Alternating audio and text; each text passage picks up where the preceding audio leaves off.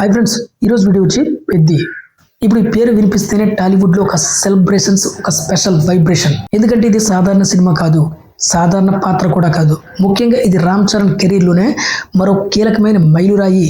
ఇప్పటికే ఇండస్ట్రీలో వినిపిస్తున్నటువంటి మాట ఇది. పెద్ది కథ గురించి తెలిసిన వాళ్ళు, ఇప్పటి వరకు జరిగిన షూటింగ్ చూసిన వాళ్ళు, అసలు చెప్పాలంటే షూట్ అయిన ఫుటేజ్ను ఒక్కసారి చూసిన వాళ్ళు కూడా ఒకే మాట చెబుతున్నారు, ఇది అవార్డుల సినిమా.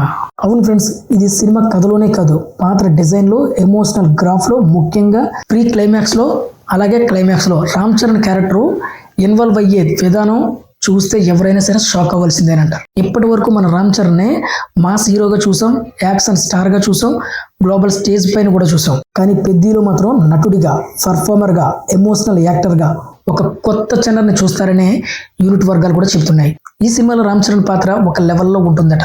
కథ ముందు సాగుతున్న కొద్దీ ఆ క్యారెక్టర్ లోపల జరిగే మార్పులు, ఆలోచనలో వచ్చే ట్విస్ట్లు, ఎమోషనల్స్ లో వచ్చేటువంటి డెప్త్, ఇవన్నీ ప్రీ క్లైమాక్స్ దగ్గర పీక్స్ కు వెళ్లి క్లైమాక్స్ ఆడియన్స్ పూర్తిగా సైలెంట్ చేయబోతుందట. ఇదే కారణంగా షూటింగ్ ఫుటేజ్ చూసిన వాళ్ళు ఇప్పుడు ఒకటే మాట చెబుతున్నారు, ఈ సినిమాతో రామ్ చరణ్ ఇంట్లో సెల్ఫ్స్ అన్ని అవార్డులతో నిండిపోవడం గ్యారంటీ అంటున్నారు.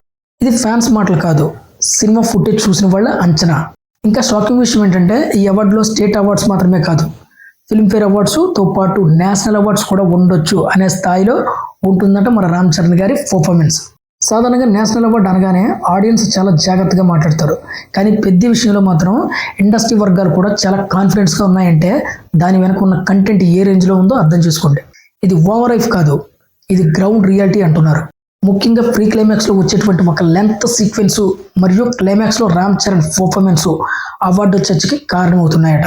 మొత్తానికి ఫ్రెండ్స్, పెద్ది అనేది కేవలం మరో సినిమా అయితే కాదు, ఇది రామ్ చరణ్ నట జీవితానికి ఒక డిఫైనింగ్ ఫిల్మ్ అనేలా ఉందట.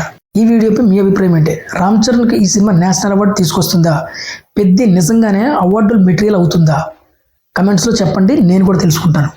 సో మరొక వీడియోతో మళ్ళీ మీ ముందుకు వస్తాను. అంతవరకు బాయ్.